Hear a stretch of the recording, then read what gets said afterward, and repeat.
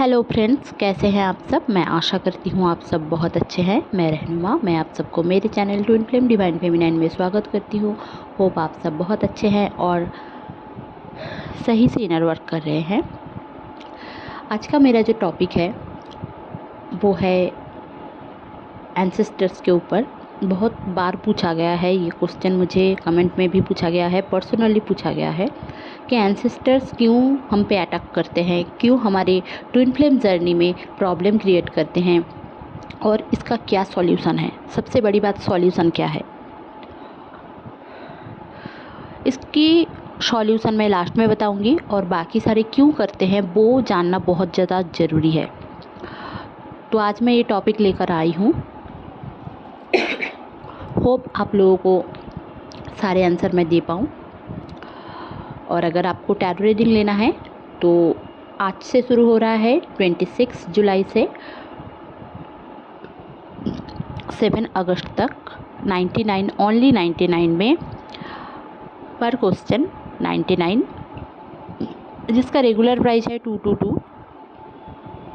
बस इन दिनों आपको देना पड़ेगा ओनली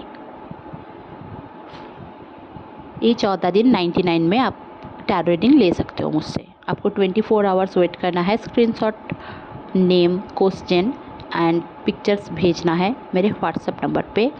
जो लोग मेरे ग्रुप ज्वाइन नहीं करना चाहते उनका मैं कुछ नहीं कर सकती, ठीक है, क्योंकि ग्रुप से ही आप मेरा नंबर ले सकते हो, क्योंकि एडमिन ओनली मी है।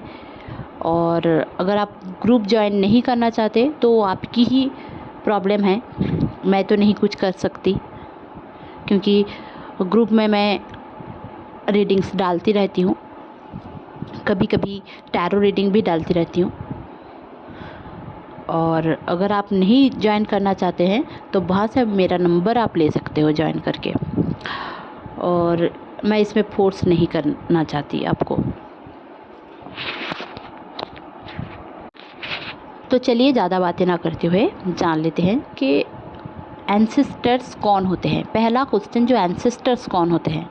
एंसेस्टर्स हिंदी में होता है पितरों।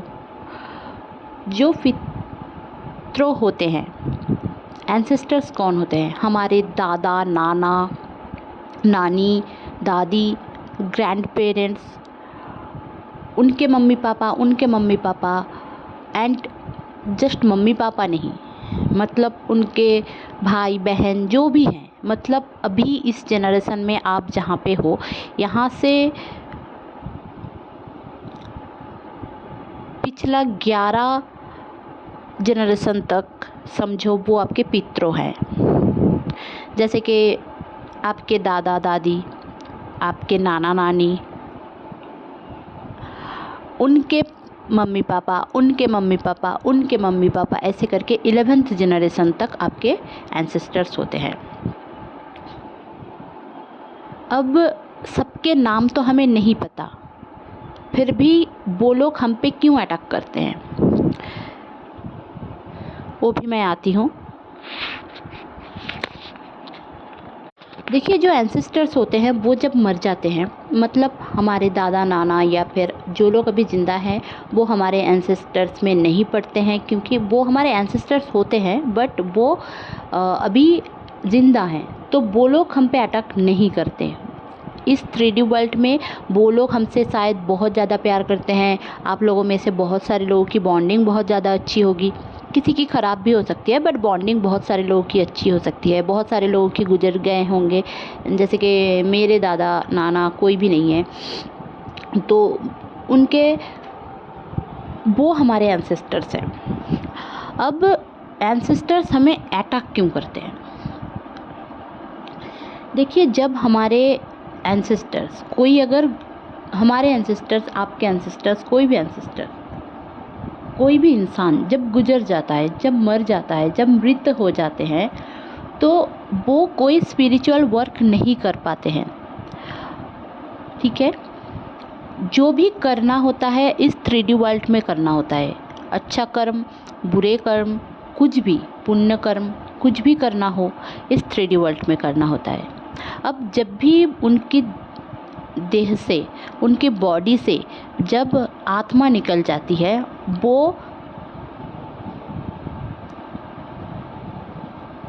सोल के दुनिया में चले जाते हैं, जहाँ पे सोल रहते हैं। जब तक उनकी फिर से कोई योनि में आकर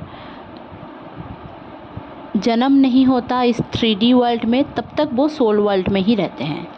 अब सोल वर्ल्ड में रहते हुए वो उस टाइम पे जब उनकी शरीर इस दुनिया से गई, मतलब आत्मा बॉडी को छोड़ के गई, उस टाइम पे किसी का एक्सीडेंट होके वो मारे गए, या फिर किसी का अचानक मारे गए, या फिर जल के कोई मिसहैप होके, हो सकता है बहुत सारे आपके फैमिली मेम्बर्स में ऐसे आपको मिल जाएंगे। 11 जनरेशन तक तो आपको याद भी नहीं होगा, आपके पापा मम्मी को भी पूछेंगे तब भी उनको नहीं याद होगा, क्योंकि थर्ड जनरेशन तक, पास्ट के थर्ड जनरेशन तक आपको पता होगा, बट पूरा आपको नहीं पता होगा, ठीक है ना। तो और उनमें अगर किसी ने किसी का रेप किया होगा, किसी का कोई चोरी किया होगा, किसी का कुछ गलत कर्मा किया होगा, तो वो भी रह जाता है। उन्होंने वो सारे क्लियरेंस किए नहीं हैं, कोई भी स्पिरिचुअल वर्क किए नहीं हैं, तो सब ऑलवेज वो पैसों के पीछे दौड़े होंगे। उनको ऐसा लगा कि यही परंपरा है, यही मान्यता है, मेरे पापा ने ऐसा किया, मेरी मम्मी ने ऐसा किया, यही परंपरा है। ये परंपरा के चलते हुए उन्होंने कोई भी डिवाइन रूल के अनुसार कोई काम नहीं किया है। ऐसा नहीं है कि किसी ने कुछ भी नहीं किया है। आप बोलोगे कि मेरी नानी तो बहुत पूजा करती थी, मेरी दादी तो बहुत कुछ धर्म ग्रंथ पढ़ती थी, तो सबका नहीं बोल रही हूँ। इनमें से भी बहुत, उनकी भाई, उनके बहन, उनके बेटे, उनका चाचा, उनके मामा, कोई तो होगा जो स्पिरिचुअल वर्क से दूर रहते होंगे, और कोई 100% तो ऐसा नहीं है कि पूरा एकदम पॉजिटिव होके ही मरा है।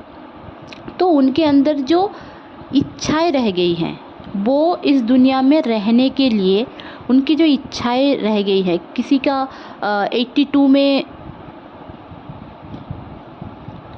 डेथ हुआ है, तो किसी का 40 में, किसी का 2 साल में भी हो सकता है। तो ये सारे लोग स्पिरिट बन के हमारे 4D में आते हैं। अब 4D क्या है? जो हमारे सपने लोग होते हैं, जहाँ से हम लोग ड्रीम देखते हैं, वहाँ से हम इनको समझ सकते हैं। मतलब वो तो हमारे सामने, जो जब वो बॉडी छोड़ देते हैं, हमारे सामने आते भी हैं तो हमें समझ नहीं आता है, बट जब वो बॉडी छोड़ देते हैं, वो एक सोल की तरह हो जाते हैं। सोल वर्ल्ड से कभी कभी वो 4D वर्ल्ड में आ जाते हैं।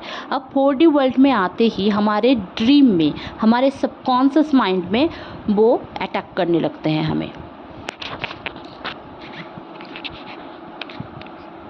हमें हमारे ट्विन फ्लेम से कभी मिलने नहीं देते, किसी और के साथ हमारी शादी हो जाती है, कम एज में हमारी शादी हो जाती है, या फिर कोई गलत कार्मिक पर्सन से हमारी शादी हो जाती है, या फिर फैमिली के दबाव में आकर हमें ट्रू लव में हमारा ट्विन फ्लेम नहीं मिलता है। हमारा ट्विन फ्लेम ही हमारा ट्रू लव है, डिवाइन लव है।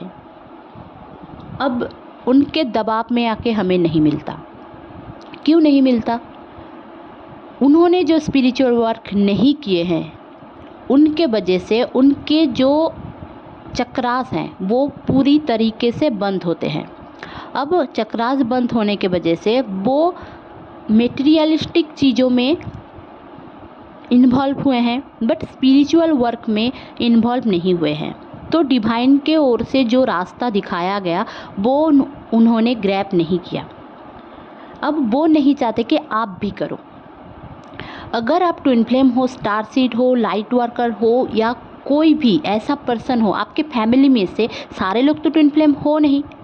अब आपके भाई बहन बहुत सारे लोग हो सकते हो। अब देखोगे उनके ऊपर अटैक नहीं होता है जो उनके रूल्स के अनुसार चलते हैं। उनके रूल्स क्या है? उनके रूल्स यही हैं कि वो परंपरा को मानते हैं। परंपरा, प्रतिष्ठा, अनुशासन, अनुशिला सब कुछ मानते हैं, अनुशीलन सब कुछ मानते हैं। जो यही परंपरा है हमारी, धर्म का, यही परंपरा है हमारी उच्च वंश का। तो आपको वो, आप लोग अगर वो फॉलो नहीं करते तो उनके ऊपर अटैक होता है।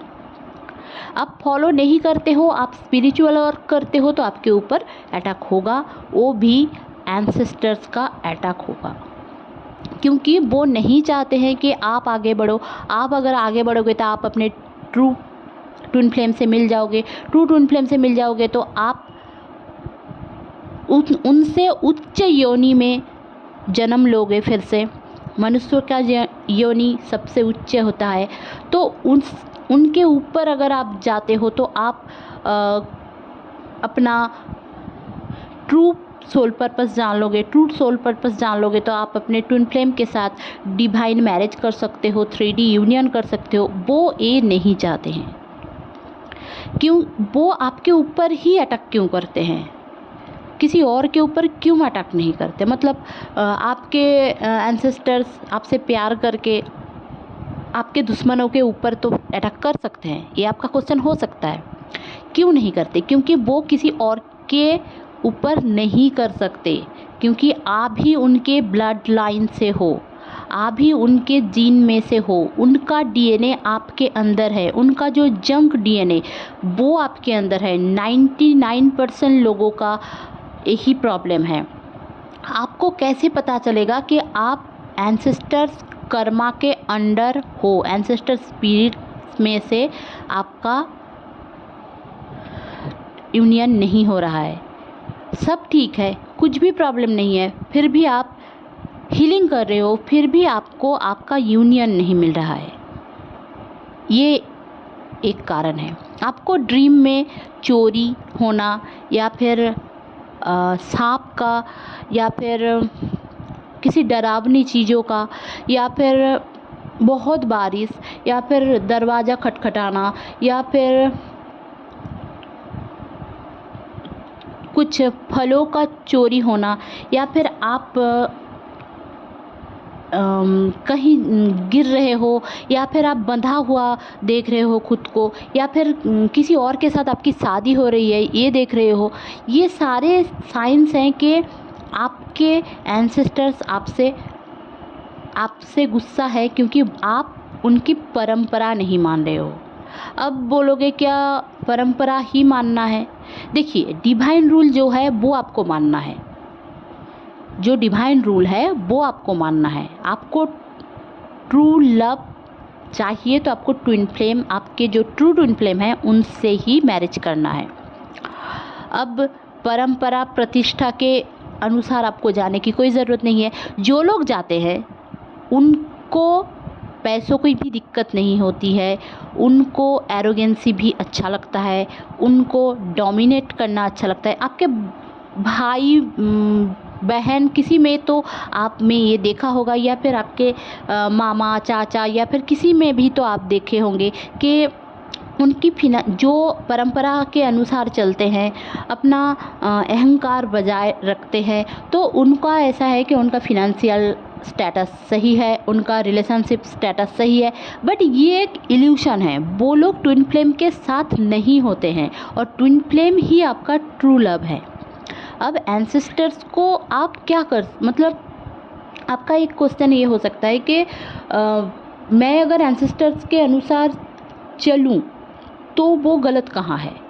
कोई गलत नहीं है। अगर आप चलना चाहते हो तो आपकी फिर से वही, जैसे आपके एंसेस्टर्स की एनर्जी है वही आपकी एनर्जी रहेगी। आप जब मर जाओगे आप भी उनके साथ आपके फ्यूचर जनरेशन को ब्लॉक करोगे। आप में भी वही जंक डीएनए रहेगा।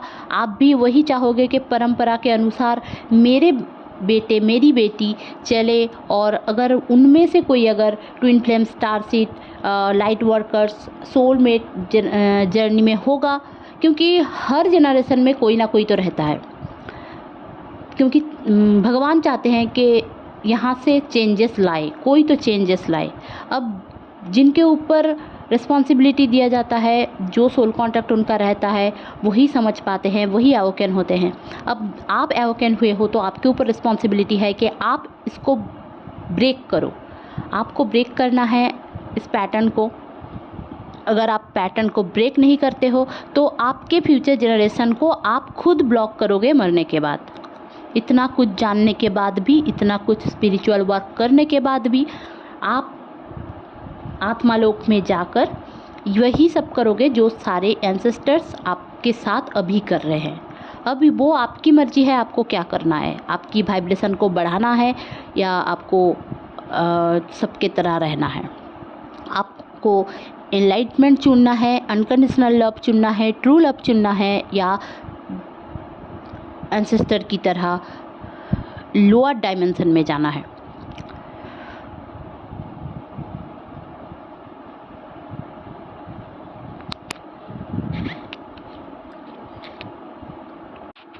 कौन कौन सी बाधाएं हैं जिसको देखकर आपको समझ में आएगा कि आपके फैमिली में या फिर आपके ऊपर एंसेस्टर्स कर्मा, कर्स, एंसेस्टर स्पिरिट का कोई हाथ है।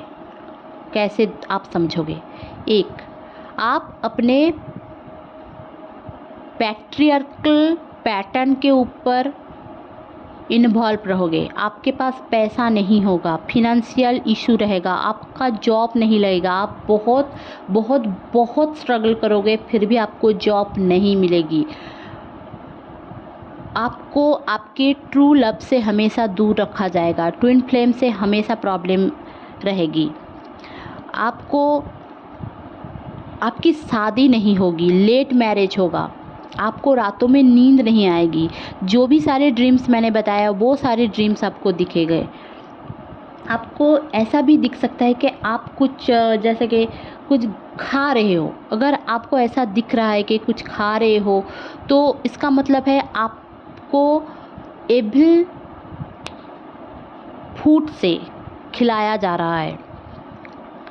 अगर आप किसी के साथ सेक्स करने के लिए देख रहे हो तो ऐसा है कि आप किसी स्पिरिट के साथ सेक्स कर रहे हो इन ड्रीम। आपके ट्विन फ्लेम के भेस में भी वो लोग आपके सेक्सुअल एनर्जी लेते हैं ताकि आप एनर्जी लॉस कर लो, पॉजिटिव एनर्जी से निकल जाओ, नेगेटिव एनर्जी में हमेशा डूबे रहो, कन्फ्यूज़न में रहो।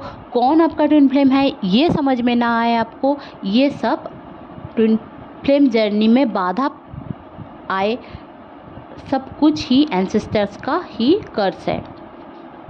वो कभी नहीं चाहते, उनका यही है, कर्स यही है। ऐसा नहीं है कि सारे लोग चाहते हैं। अगर आप में से बहुत सारे लोग मुझे क्वेश्चन कर सकते हो कि ऐसा मैंने देखा कि वो किसी एनलाइटेड लोगों के साथ आए हैं और मुझे ब्लेसिंग्स दे रहे हैं, तो वो आपके जो एंसेस्टर हैं 90% लोगों में से नहीं हैं।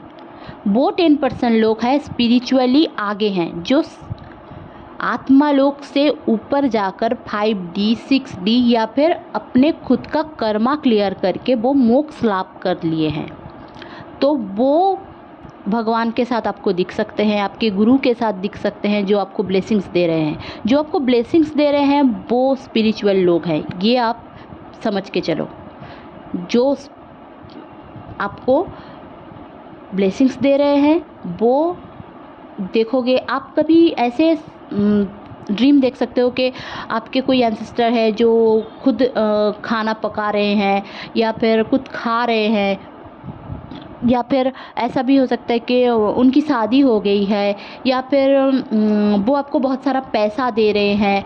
वो बहुत ऐसे ड्रीम आ सकता है कि वो आपको कहीं लेकर जा रहे हैं, या फिर आपके गांव का घर या फिर आपके एंसेस्टर जो होम है, जो हाउस है, एंसेस्टर हाउस है, दादी के घर, मामा के घर, वो दिख रहा है ड्रीम में। तो आप ये समझ जाना कि उनका कोई मैसेज है आपके लिए कि वहाँ पे कुछ कर्मा रह गया है। तो वो अभी भी इस 3D में आते हैं, 3D लोक में आते हैं और यहाँ के प्लेन में आकर घूम रहे हैं, तो आपको ऐसा फील हो सकता है कि कोई आसपास हैं आपके, कोई मैसेज देना चाहते हैं। उनमें से भी बहुत सारे लोग, बहुत सारे आत्माएं अच्छे होते हैं। आपके जो एंसेस्टर्स में हैं, सारे लोग ये नहीं चाहते कि आपका यूनियन ना हो। कुछ लोग ऐसे भी हैं जो चाहते हैं, क्योंकि उन्होंने शायद कुछ स्पिरिचुअल वर्क किया होगा, जिनका ये मान्यता है कि हम यहाँ से तभी निकलेंगे जब हमारे इस जनरेशन की यही लड़की या यही लड़का हमें अपलिफ्ट करेंगे या फिर जंक डीएनए क्लियर करेंगे। तो उनका ये मान्यता है, तो वो आपको चुनते हैं कि आप ही होंगे, और यही डील होता है भगवान के साथ, आपके साथ और एंसेस्टर्स के साथ कि आप ही होंगे जो उनके एनलाइटमेंट के लिए, आप ही होंगे वही पर्सन जो उनके एनलाइटमेंट के लिए रिस्पॉन्सिबल होंगे। तो आपको तो पहले बहुत सारे टेस्ट देने होंगे इस 3D वर्ल्ड में, फिर जाकर उन्होंने आपको चूज किया होगा, आपको समझ में आएगा, आप समझोगे। अब फिर भी अगर आप एंसेस्टर कर्मा हील नहीं करते, उनके लिए प्रार्थना ध्यान वगैरह नहीं करते, या फिर उनके लिए कुछ नहीं पढ़ते, उनके लिए उनके जो कब्र में अजाब होता है, या फिर वो लोग जो मर जाते हैं तो उनके बाद तो वो लोग कोई स्पिरिचुअल वर्क नहीं कर सकते, तो उनके लिए आप जितना करोगे तो रिवर्स में आपको ब्लेसिंग्स मिलेगी, डिवाइन के ओर से भी, इवन उनके ओर से भी।